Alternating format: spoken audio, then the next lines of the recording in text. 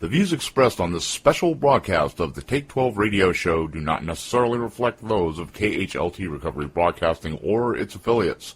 KHLT is not affiliated with any particular 12-step fellowship. A very scary experience. You know, God is a solution. God, the 12 step. I like where he's going here. Helps the community grow, helps us grow. Bonnie has done a phenomenal job. Lack of open-mindedness. And you're talking about taking people through a spiritual process and getting them into recovery. Thanks, Monty, and thanks for all your support. We need spirituality to make this thing work long term. It's an absolute pleasure. He certainly knows a lot of people. This is one of the places that is about the business of the solution.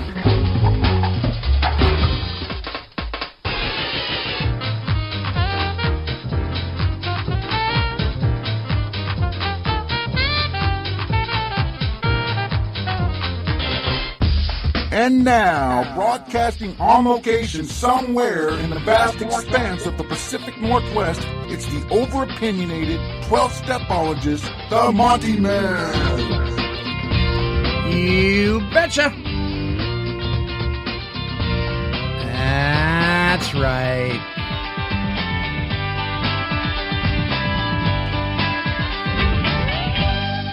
Welcome, one and all. Welcome, family. Those of you who are in recovery, those of you who are advocates of, and perhaps even a few of you who should be, welcome to another fine episode of the Take 12 Recovery Radio Show, broadcasting to you and for you from the outskirts of beautiful downtown Albany, Oregon, in the KHLT Recovery Broadcasting Studios. Still, the original recovery talk and positive music radio station, broadcasting 24/7 for you. Hey, listen, our email address is take12radio@comcast.net. Do not hesitate to comment on the shows on any of our social media sites. And I want to thank the folks at Podomatic, the host of the largest group of podcasters in the world. Thank you so much for sponsoring this show today. Listen, recovery is broad. And as we gather in our basements of our churches and our meeting halls and in our parks and on the beaches, setting up chairs, drinking bad coffee, talking about our day, the solution, the higher power issues, our addictions, all the stuff that comes with recovery. We have a variety of backgrounds that we come from. And you, our listeners, we know that so many of you have incredible stories and people that are in the field helping break the stigma of addiction and all the things that fall in that category and are really some of the root causes of the things that we do ought to be celebrated. These folks work very, very hard for you and I, and one such person is my guest today, Sherry Gaba. In addition to being the editor of Recovery Today magazine, Sherry has served as the go-to expert for Dr. Drew Pinsky's Celebrity Rehab on VH1 and later on the spin-off VH1 Sober House, as well as Celebrity Rehab Sex Addiction. You also may have seen her on CNN, HLN, the Bio Channel, Showbiz Tonight, Inside Edition, reporting on the addiction epidemic. Now, you and I know that the number one health crisis in our world is suffering. The recovery from it is suffering because of stigma. And what we want to help do here at Take 12 Recovery Radio, and we've been doing for over 14 years, is to help break that stigma. And we're not going to be doing any of that without you, our listeners. So I really want to thank you for tuning in today. Now, listen, Sherry now hosts the Recovery Today series, which is an online conference. And she's the author of the groundbreaking and award-winning book, The Law of Sobriety, Attracting Positive Energy for a Powerful Recovery, and her brand new book, The Marriage and Relationship Junkie, Kicking Your Obsession. We're going to be talking about her new book. We're also going to be talking about Wake Up Recovery, a recovery community that she has started. Please join me in welcoming my guest, Sherry Gaba. Sherry, welcome to the show. Oh, Monty, thank you. I love your energy, and, you know, I didn't realize you've been on for 14 years. You are quite the trailblazer because, you know, there are so many recovery podcasts out there, but you really are at the forefront of this this medium in recovery. Well, thank you for the kind words. When we first got into this thing, it all came, as so many things do, it came out of a resentment, believe it or not. But it wasn't mine. I was quoting some recovery literature in my 12-step home group, and a guy stood up in the middle of the meeting and said, "Hey, Monty, if you want to be that opinionated, why don't you go start your own talk show, but shut your mouth in the meetings?" And, well, you know how we are.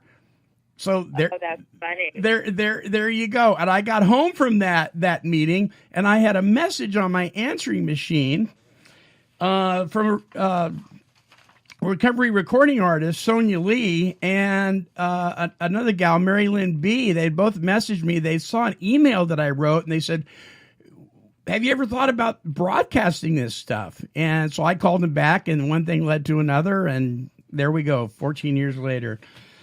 So it's a privilege and an honor. Sherry, you are a very busy woman. How in the world did you ever get involved in so much stuff? What was going on in your life? It's so interesting. I was just a hospice social worker, and just kind of doing my little job, and I ended up marrying an alcoholic in recovery. Congratulations. And yeah, although I would say he was in recovery and then not in recovery. So gotcha. I can't say he was in recovery the whole time, because we are now divorced, because as we say, I'm in the other program, the Al-anon program. Right. It works if you work it. If you don't work it, there you go. So I'm even more passionate about this field now that I've gone through several relapses with my ex, and really get this thing, up close and personal. It's one thing to be out there. I was running a family group at Promises Rehab. I wrote that book. I was on Celebrity Rehab, and all these amazing things in the recovery community. And it really started by marrying an alcoholic and then getting a job at Promises, and my whole life just completely changed in terms of my career and my focus. But being in the home with somebody that actually relapses has made me an even, I think, better clinician and an understanding of this disease even more than, I have my own little addictions. I'm definitely a recovered codependent and love addict. So I get some of the, quote, thinking. Sure.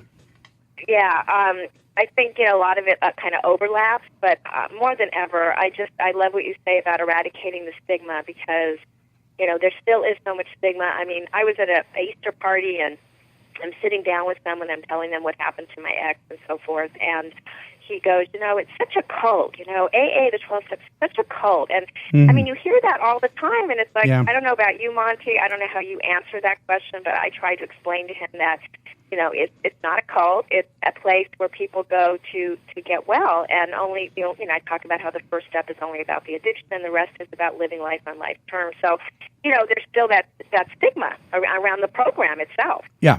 Yeah. Do you think that some of that is kind of our own fault, though, because we've misunderstood the anonymity tradition, so we kind of hide in the basements of our churches and meeting halls and don't say anything? Oh, that's an interesting question. I just interviewed someone for my magazine, and he brought up that exact point. He said, that whole idea of no promotion but attraction.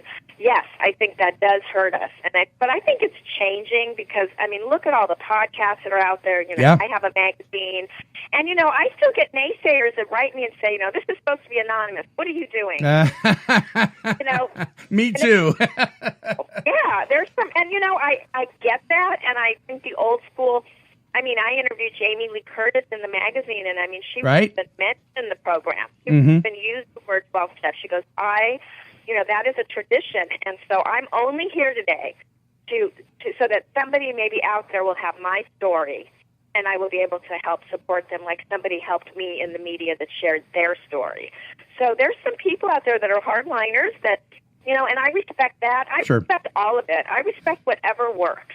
Yeah, because at some point we need to move past some of the ink that's too dry on the paper and realize that this is about saving lives. And and so I'm excited about films like Anonymous People and folks like C4 Recovery Solutions and what you do and Dr. Drew. And I mean, at some point we have to say, what is the priority here? Are we going to save a life, or are we going to end up killing somebody because we don't want to open our mouth? Well, the conversation I was having with this gentleman yesterday, he's actually an NBA NBA basketball player who actually, he has a recovery story. Mm-hmm. He said, the kids, he had made a really good point. He said the kids today have a very short attention span. For them to sit in a room of, Alcoholics Anonymous for an hour and a half, that may not be working. Or maybe it's the big book itself that they can't relate to. So I think there has to be some dialogue, within the hierarchies of the community, to see what can we do to kind of entice these younger people. Because I think there is a problem out there. I don't know if we're reaching them. Yeah, I agree. And so we got to keep doing what we're doing. And some of the naysayers are out. They're always going to be naysayers no matter what we do. Nobody at Take 12 Radio gets a paycheck. We have a volunteer staff, volunteer production people. Everybody volunteers, and yet we still get emails saying, well, how much money are you actually making off recovery? Oh my God, that is so funny because that is so true. Yeah. I this transparent, but I haven't made a dime on my first book. I mean, you don't get rich writing a book. No. I get that all the time, and people don't realize that. So I'm with you, Monty. People don't get it. Yeah. And we were gonna talk about my latest book. I'm just going to briefly say that. Yes, ma'am. That's how my first book was incubated. The Law of Sobriety was that I found that when I was showing the movie The Secret to some of the people at the rehabs, and The Secret is about the law of attraction, if anybody's ever heard of it. Yes. About, what you put out in the universe, what you get back, which is really, a meaning in itself, but they don't call it that. And so people love the movie, and I thought, I need to take this concept, the law of attraction, and bring it to recovery. And I did, and that's where the book, started. And, it's been a popular book, although, like I said, I haven't made a lot of money on it, but it brings a whole other, the young people love it. I mean, when you talk to young people and you don't necessarily talk about, quote, God, mm-hmm. to me it's all the same, but if you talk about infinite intelligence or you talk about, infinity, or you talk about the source, sometimes that speaks to a younger person more than does the word God. Sure. So we have to, meet clients or meet, people new in the program where they're at. What is it that's going to work for them and what's going to speak to them, and that's what is going to work. Amen. I couldn't agree with you more. And in fact, for we have a lot of folks in the faith community to listen to our show, and let me just address this to them. Even Jesus met people where they were at. He identified with who they were, what their jobs were, what their social status was. He met them where they're at. Because, Sherry, if I speak at a convention of alcoholics, I will introduce myself as an alcoholic. Now, I'll let them know somewhere in the talk that I'm a recovered alcoholic, but if I say recovered right off the bat, I'm going to lose half the room. And so we have to, it's kind of tricky, but you kind of learn as you go how to talk. They want you to just say alcoholic? Yeah. So when in Rome, right? So I'll say, hi, I'm an alcoholic, but in my talk, I will definitely let them know I'm a recovered alcoholic. And yeah. But if I say, hi, I'm a recovered alcoholic, I'm going to lose a whole bunch of people right away and not be able to even get to the important part. Because it's not the traditional way of right. yourself? Right. Oh, that's very interesting. It's funny to say that. There's so many gray areas that just are not, or so many ways of expressing who we are. I have at times of my life where I binged a little bit. I was in college, some of my dating experiences, but I learned pretty early on that I wasn't, quote, an alcoholic. I didn't have the disease. I didn't have, but it was very difficult to really say that in my book because people will assume, oh, you must be an alcoholic. You're writing a book about alcoholism, and so I had to even say in my book, I'm not saying I'm an alcoholic. I'm just saying that, yes, there are times in my life that I have abused. Well, if you say that at a 12-step meeting, you're going to be like, they're just going to, and it happened to me. They're like, no, you're an alcoholic. You must be an alcoholic. And, that wasn't my story. Right. And it just wasn't safe. It just wasn't a safe, and I think that's sad, because I do think people go in there that can use maybe therapy or figure out why they're making bad choices or why they're doing behaviors that they're not real proud of. But that doesn't mean they're an alcoholic. That's right. That's right.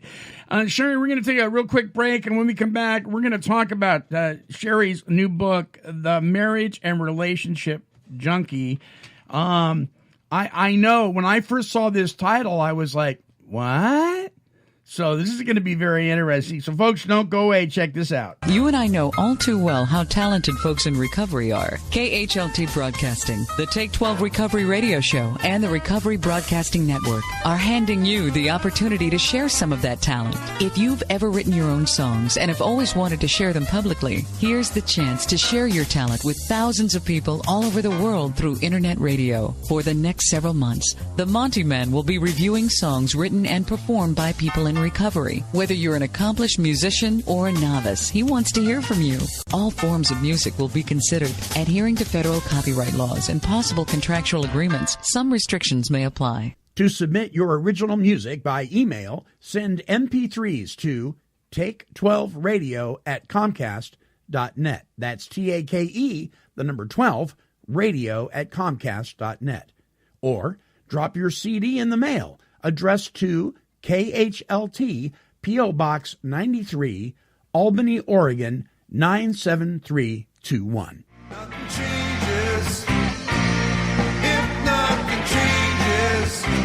This is Tony Morosi from the recovery band Self-Esteem, and we're listening to the Take 12 Recovery Radio Show with the Monty Man on KHLT Broadcasting.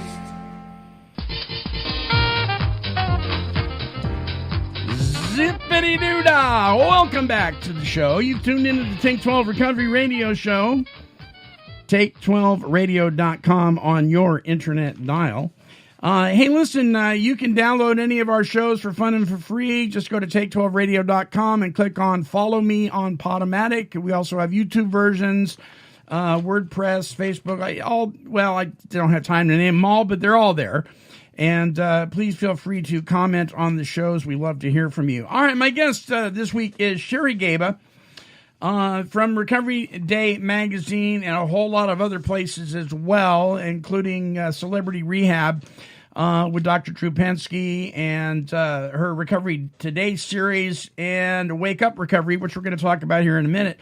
But her new book, The Marriage and Relationship Junkie, Kicking Your Obsession. Sherry, are there people that are addicted to marriage? What are we talking about here? Yeah, well, I'm going to just be transparent here. So, may not be an alcoholic, but I'm definitely a marriage junkie. I've been married 4 times. Empty that the alcoholic might feel that needs to drink because, they have that spiritual malady and that hole. Yeah. That would be me when it came to love and relationships. That wow. was my pick. And they were short. Well, 2 of them were short. One of them wasn't so short. And then one was quite, was the longest. And that was to the alcoholic. Right. But, yeah, I mean, basically it's love addiction. It's love addiction. It's relationship addiction. It's marriage addiction. For me, it turned into making commitments to marriage, not really giving it a lot of thought, and being really impulsive. And that's just like the addict. They can be very impulsive about the decisions that they make. And so mine was just get married. If you look good and smell good, I'll marry you. So wow. that is my story. And for those people who don't really know what love addiction is, or are wondering, am I a love addict, a relationship addict, or a marriage addict? It's really a process addiction. It's like any other addiction, like food or binge eating or sex addiction or exercise or internet or gaming or shopping or spending. It's just another addiction. It's a lifestyle addiction. And it means, you're becoming addicted to a mood-altering activity and behavior that creates like almost the identical euphoric states of a mood-altering substance. So it's really no different, and you're still trying to numb and cover up those feelings of emptiness and low self-worth, the feeling of not being worthy. And so your choices You don't use a lot of confidence in your choices, and how we talk about in the rooms. Your picker's off. I definitely have. And I'm working on it. The world's worst picker. I'm not picking from a place of, I wasn't picking from a place of groundedness and health, and I was in a lot of denial. Even when I married the alcoholic, I had a lot of denial that, he was homeless. He lost everything. This guy would never drink again. And, that just isn't how you're supposed to look at it. You look at it as he won't drink again, maybe one day at a time. And so that was my denial system. But for the addict, the love addict, your truth is less than, your desire to be coupled and have connection is greater than what you know to be true. In other words, you so badly you don't want to be alone so badly that you'll deny what is right in front of you. You'll fall in love with the illusion instead of the truth. So when you are a love addict, the relationship is your only identity. And then what's interesting is when a breakup occurs, the addictive lover, longs for this attachment, this connection, and those pleasurable feelings of that lost relationship that just ended. So it's like craving a drug. You're craving a person to fill you up. Wow. And what I'm hearing you say, and correct me if I'm wrong here, though, this is once again a symptom of something that's going on deep inside of us. It's not just the other guy's fault and he's a jerk or she's a jerk or whatever, but we may be absolutely addicted to the process of just the whole process. Like a junkie would be addicted to actually the process of purchasing the drugs and fixing the drugs even more than actually using the drugs. True? Yeah, well, I think what we're talking about for me, and people often appreciate when I share my story, I'm in my 50s, and in those days, if you were premature, they didn't allow moms to connect or touch their babies. So I didn't meet my mother for 3 months.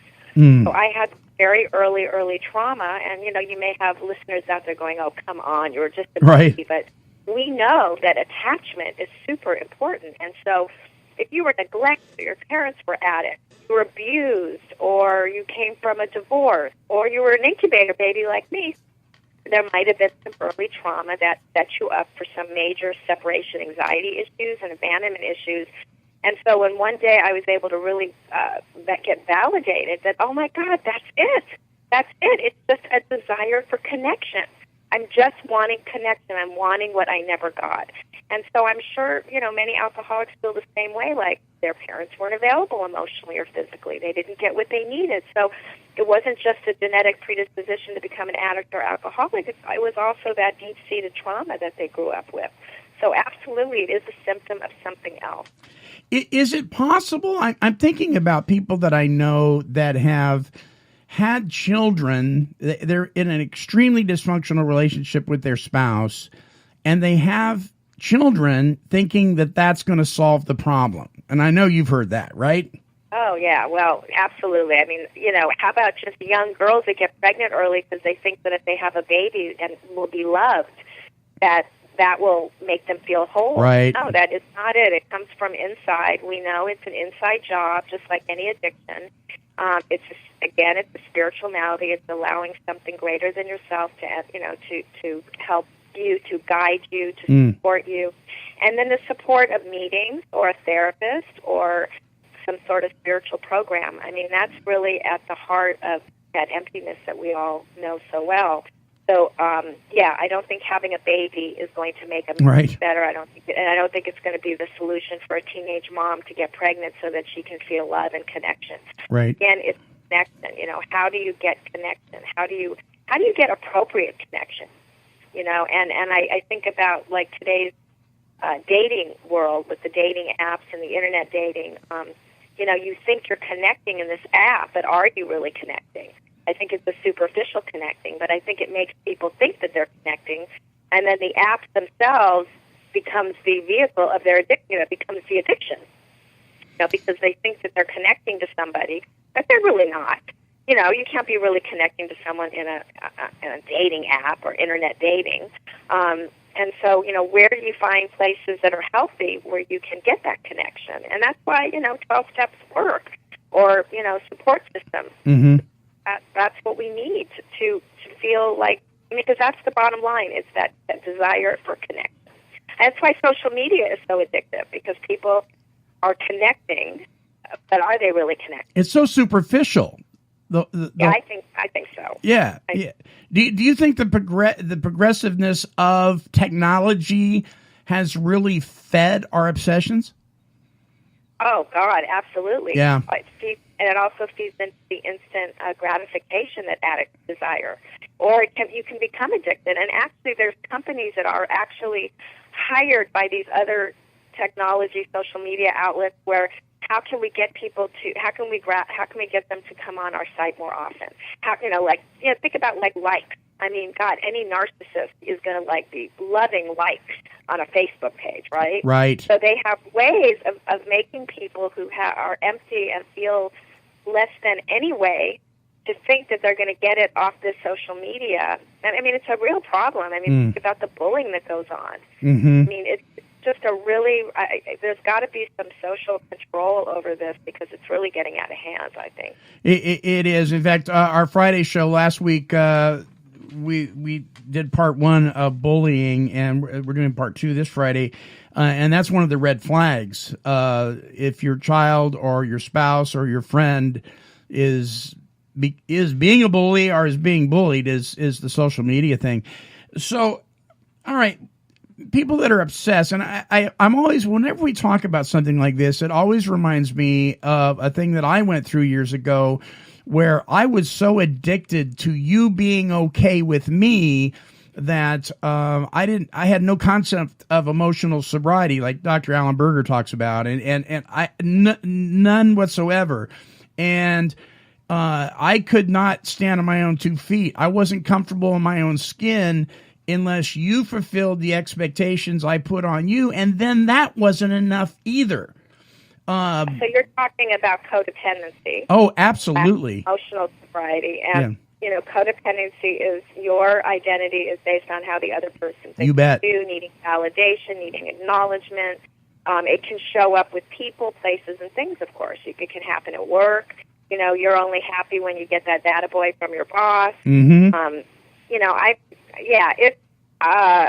It's very painful. It's very painful, and what it really comes from is this feeling of being invisible.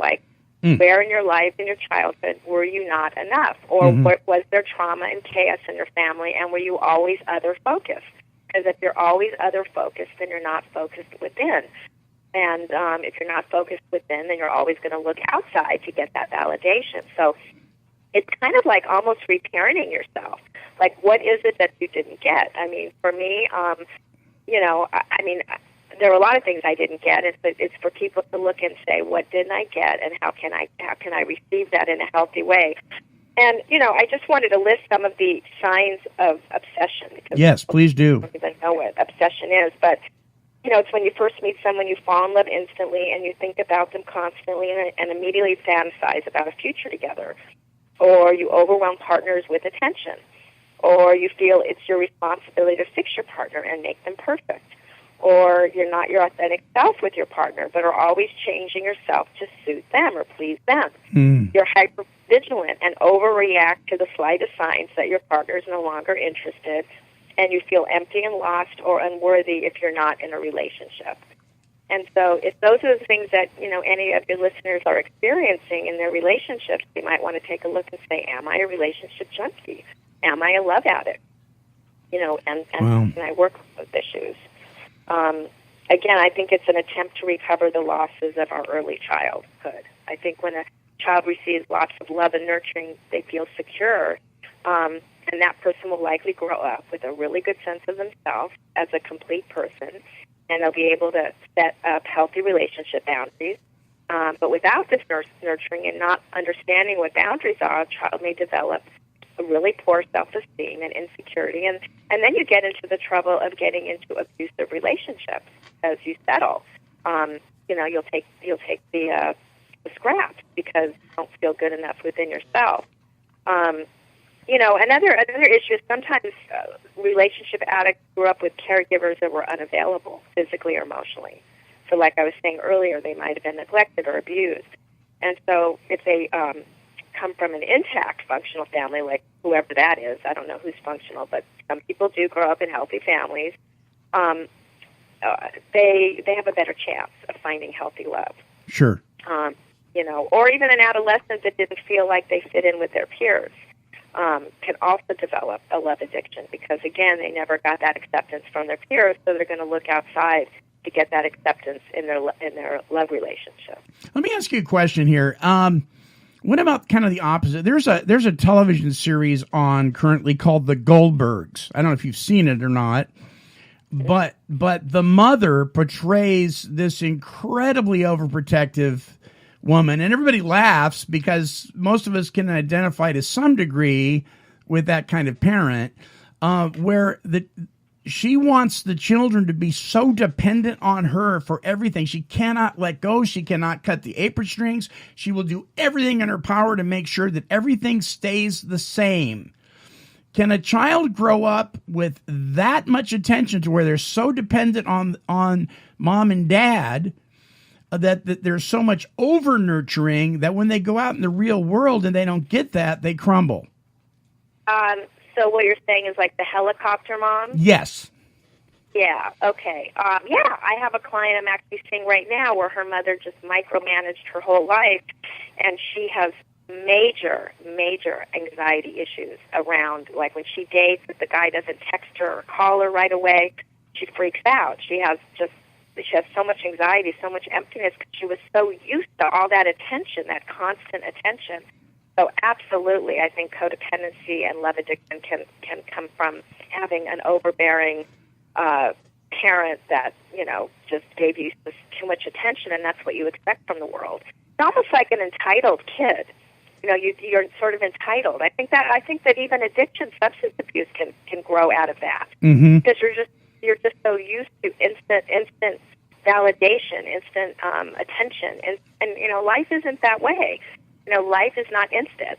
Right. People aren't going to always be there at your beck and call. So I think that's a really good point. That yes, I think codependency, love addiction, substance abuse can grow out of a very overbearing parent, for sure. Now, my desire when I was younger, I had to have that best friend. Somebody's got to be my best friend.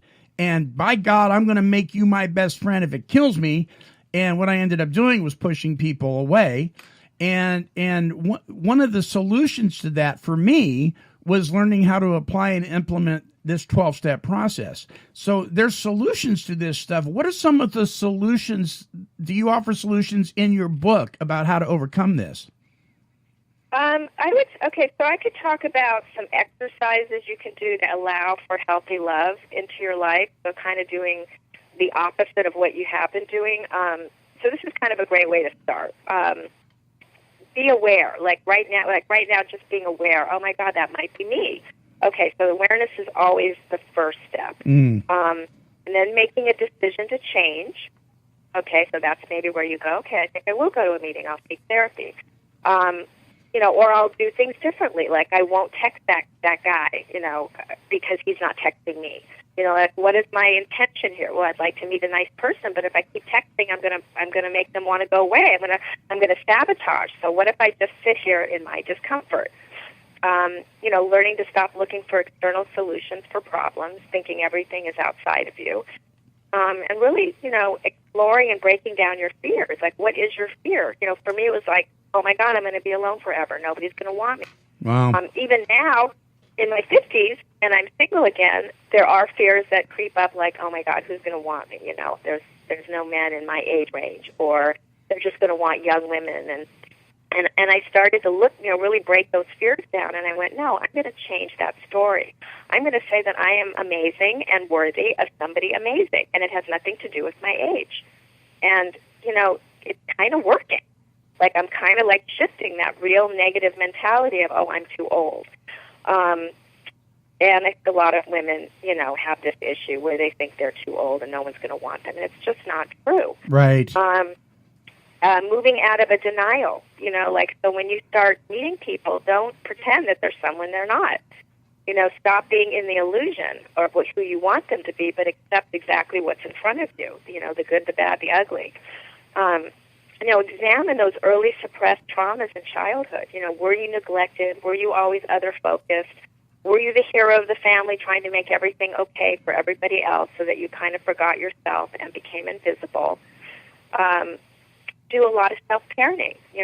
Love that little, Monty, that child Monty. Yeah.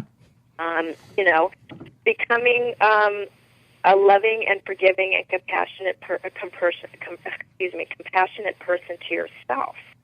Really giving yourself that self-love. And then use the pain to grow and prepare for a healthy relationship.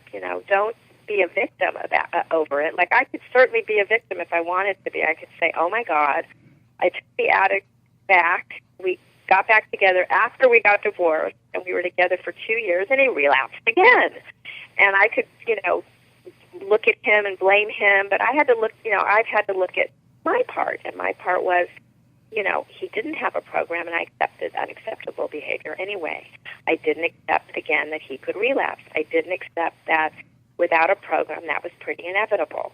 That was my part. So I couldn't just blame the other person, if that makes any sense. Absolutely does. It does. And I had to, because otherwise I would have just felt sorry for myself. Oh, my God, I brought him back. I gave him a chance again. Look what he did. And I'm like, no. I made a conscious decision that I asked, I had hoped that he would have a program. He didn't. And at that point, I should have said I didn't work out, but I didn't. I stayed anyway. And so that was my part.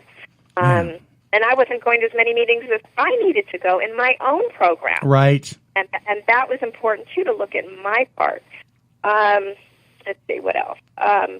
So also trusting in yourself and letting go and getting therapy or, attending a codependent anonymous meeting or a sex and love addicts anonymous meeting. Mm-hmm. Those are all, really good treatment options of dealing with codependency and love addiction. But you got to start somewhere, listeners. You just can't sit there and nod your head and go, yeah, that's me, and then don't do anything. I mean, I work with people. I'm state certified and all that kind of crazy stuff too. And what I hear all the time is, well, he's the horse's patootie. I don't have an issue, or she's the one that's doing this, that, and the other thing. And one of the number one hindrances in people's lives is the family members. I mean, they don't think they have any issues, and it's absolutely, they're part of the problem. Oh my goodness, family disease. And I heard a really great quote by Dennis Prager. He said, being a victim is like it's the root of all evil. And I don't know, that's kind of a strong statement, but if you are always a victim and blaming everybody else, it allows you to do whatever you want. It makes you, you have no accountability. Yeah. And we're all accountable. I mean, I remember when I was a very, very young single mother, and I was so angry at my first husband. Oh, my God, how could he leave us?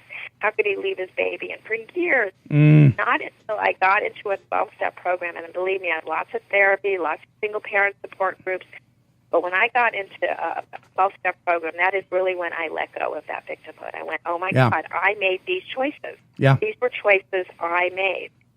Not about him, it's about me. Amen. And same thing with me. That the 12-step process helped me tremendously. We're talking with Sherry Gaba, psychotherapist and life coach. We're going to take a break, and when we come back, we want to talk about Wake Up Recovery and what that's all about. By the way, you can get Sherry's book on Amazon. It is called The Marriage and Relationship Junkie: Kicking Your Obsession. Where else can they get your book, Sherry? Yeah, they can go to Amazon or they can go to my website, sherrygaba.com. All right. Either place, yeah. And we will have a link to that up on take12radio.com as well. So, folks, don't go away. More with my guest, Sherry Gaba, when we come back. Don't go away. I know I won't. After these messages, KHLT Radio will be right back. Hey there, it's the Monty Man. Did you know that Take 12 Recovery Radio and KHLT Recovery Broadcasting are listener supported? What that means is we don't receive any financial assistance from advertising products or services that have nothing to do with health or recovery, but are supported by you, our listeners. Any other promotions we commit to are purely our way of sponsoring other endeavors we feel are beneficial to the recovery community. Well, one thing we have learned all too well in our second decade of broadcasting is that we receive not because we ask not. Therefore, 3 times a year, we come to you, our listeners, for help. Because we are listener-supported, we depend on your donations to keep us on the air. For over 14 years, our listening audience has helped us to do just that. And once again, we are asking for your support. If you feel that Take 12 Recovery Radio is a valuable part of breaking the stigma of addiction and a resource of recovery from the world's #1 health crisis, we ask that you consider becoming a Take 12 partner. To donate any amount or to sign up for a reoccurring monthly donation, simply visit our website at take12radio.com and scroll down to the bottom of the page and click on the donate button. All proceeds go directly to pay for our expenses to continue to bring you the best in recovery talk and positive music. Won't you consider partnership today? Thank you, and God bless.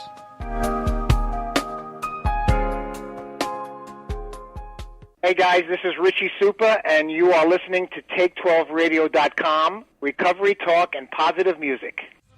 Somebody, can anybody find me? Did anybody find you? Find me? Somebody to love? If I don't find somebody to love, am I going to crumble? Am I going to fall apart? How about loving yourself?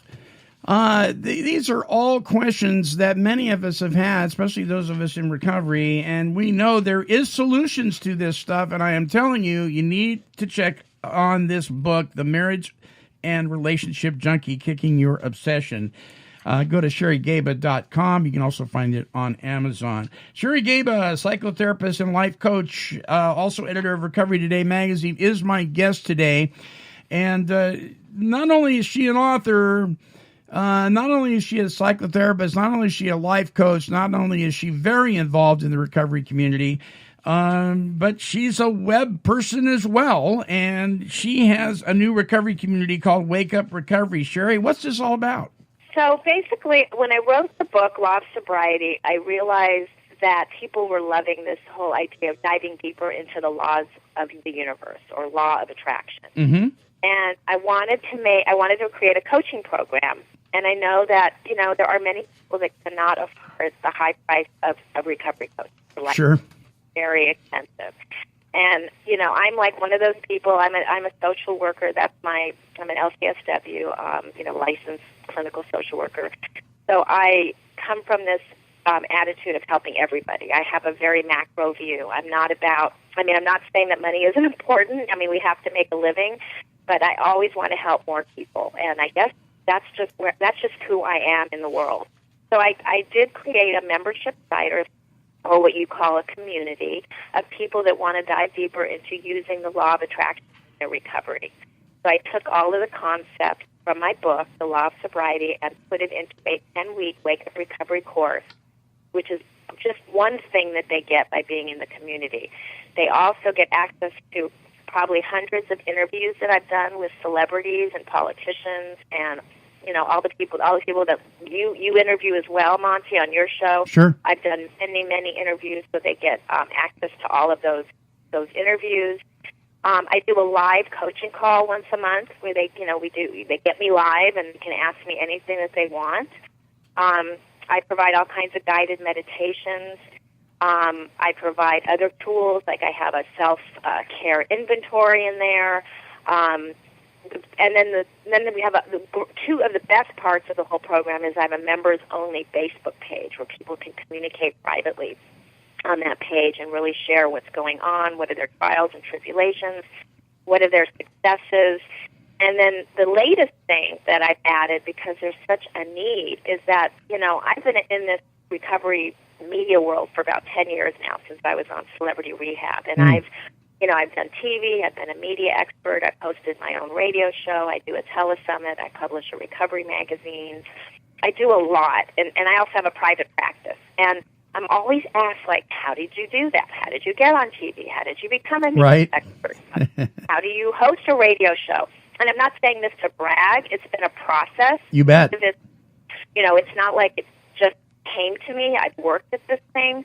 And I've used the law of attraction as my mindset to make these things happen. I mean, when I saw Celebrity Rehab 1, I looked at that show and I said, I'm going to be on next year. They need a therapist. They have no therapist on the show. And lo and behold, that's what happened. I got on that show, and by just a freaky bunch of weird connections, and there it was.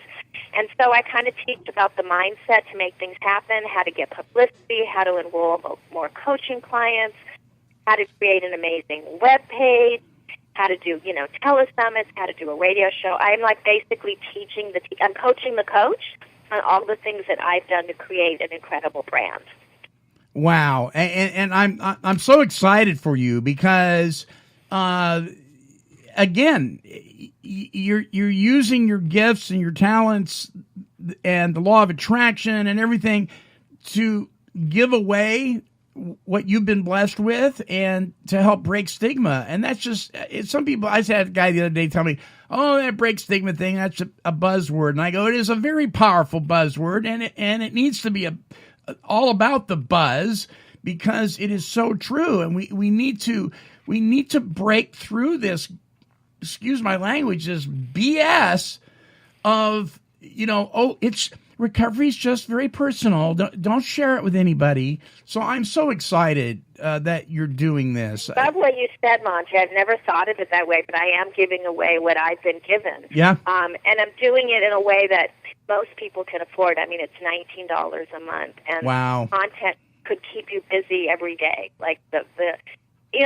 9 years of my work right there in a membership portal, and people are loving it. I'm getting tons of recovery professionals signing up. And then I'm getting people that really want to change their mindset. Like I have one guy who really wants to be a musician, and, his mindset was just super negative. How do I leave my job? How am I going to do this? And already now he's starting to record some music, and, he's taking baby steps, and then he has the support of the community to do that. So you don't even have to be a recovery professional to be able to, and it definitely was first, created not necessarily for the recovery professional. But then I noticed I was getting all these recovery professionals, and I'm like, oh my God, I have to like teach them some things too. So kind of morphed into different things, and that's the beauty of reinvent. You just keep reinventing yourself over and over again. Yes, absolutely. And so people can go to wakeuprecovery.com. Is that the website? Yes. Absolutely. And you can investigate it, you can look at it, you can look at some of the testimonials, you can sign up there as well. We'll have a link on our webpage as well. Is there a favorite story on there that you have? Gosh. Well, I guess that one musician guy, he's doing really well. I have another guy who's a recovery coach, and he's starting a Facebook recovery group himself. He's working on his website. That's kind of a success story. I have another guy who just, broke up with a partner, and so he's organizing his home, which was really hard for him to get started on organizing his home. And then I have another woman who's a recovery coach that was really having a lot of self-doubt. She couldn't get clients, and now her mind shift has changed, and she's starting to build a business. So it's a combination of the mindset.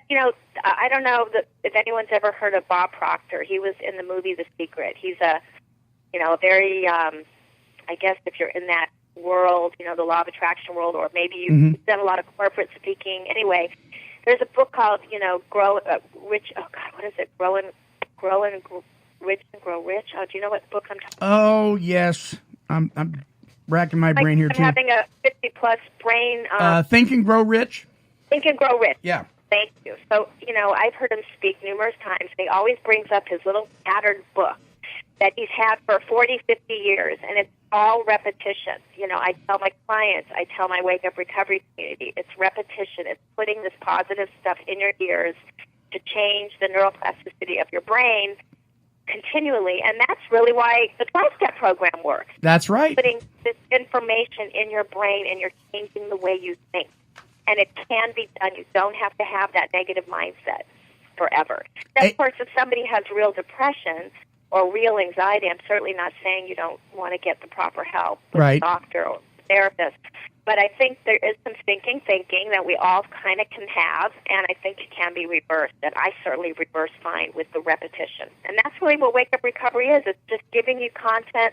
I mean, I can't even tell you how much I give. I give to this community because I love it. It makes me feel good, and I know that people are getting something out of it. And then they are creating recovery brands for themselves, which has spread more good in the world in recovery.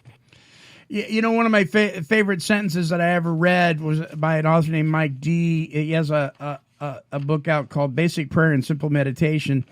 And it says, do you know how to, have you ever worried about something? And of course the answer is yes. Then you know how to meditate. You know, and so let me ask you this, Sherry. There's a lot of stuff going on amongst the recovery community, people in recovery, everything from life coaches to interventionists to television shows to podcasts, et cetera, to there's a 12-step program for being addicted to pencil erasers, for crying out loud, and chapstick. And, you know, with all this stuff going on, I'm sure you've heard, as I have heard, wow, do we really need all this stuff? I mean, is there an addiction to everything? I mean, come on, everybody. You know, pull up your diaper and grow up. You ever heard stuff like that? Yeah, I have. And I think it would be very confusing to a certain extent. But like I said earlier, you got to start where you are. I do believe that the 12-step is the foundation. Like, I really hope that people can get the foundation first. Like, I don't say, like, join my program and you're going to get sober. No. First, you've got to get sober. You have to have some sort of program, and then join us. And it's your repertoire of tools. I mean, I would be lying if I said, "Oh, go to do a yoga recovery and that'll get you sober." I mean, it might, and maybe it isn't up to me to decide where someone should start, which is really the truth. Sure. I mean, if someone wants to start with my program and it helps them get sober, great. But for me, my foundation was 12 steps, and everything grew from there. And that's ethically how I feel, Yeah. And that's just how I feel. But I do think there are lots of things that you can add. Listen to YouTube videos, listen to podcasts. I mean, again, I'll even go back to that whole thing of repetition. It can't hurt you. I mean, none of this stuff can hurt you. But you got to start somewhere. But I'm certainly not old school where, you have to do the 12 steps first. I'm talking about my experience. It helped me to begin my journey. Yeah, amen. I was going to Bible college to become a pastor because I thought that would solve all my problems. Yeah, I made it through about 1 year sober, and then I drank myself through the rest of it. Wow. But I will tell you, until I learned how to apply and implement these steps in my life, I was depending on methods, and they weren't working, and I felt kind of like maybe my creator tapped me on the shoulder and said, Monty, when you stop depending on your prayers and start depending on the one you're praying to, maybe you'll stay sober. And all of a sudden, the 12 steps came alive for me. And I'm a big book thumper. I'm a 12-step guy, but I'm like you. If you're doing something and you pulled the needle out, or your love addiction is crumbling and you're getting healthy, I mean, I'm all for it.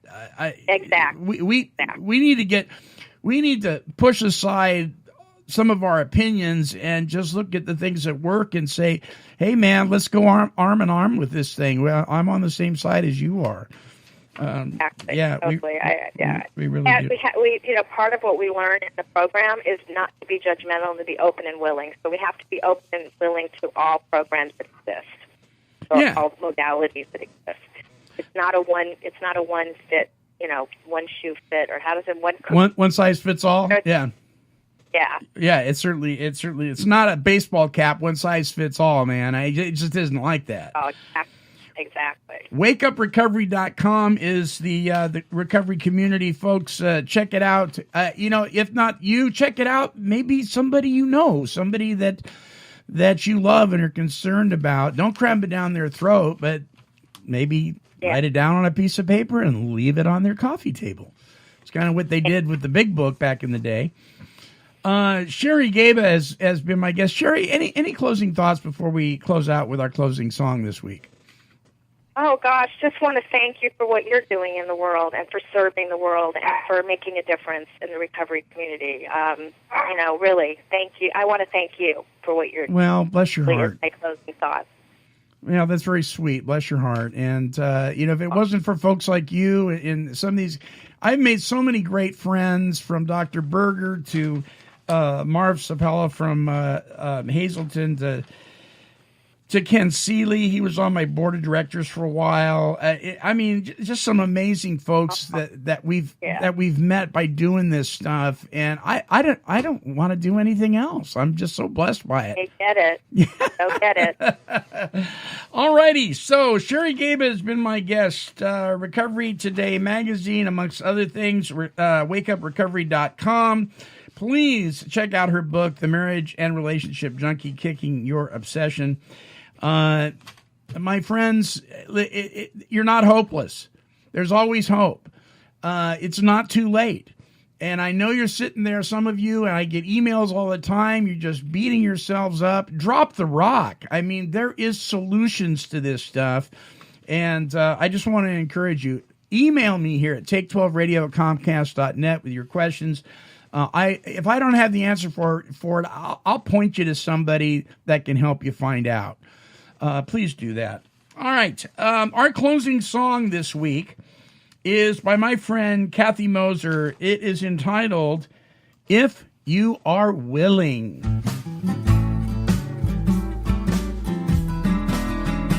If you are willing to go to any length, your higher power can be your source of strength. If you are willing, then action is the key.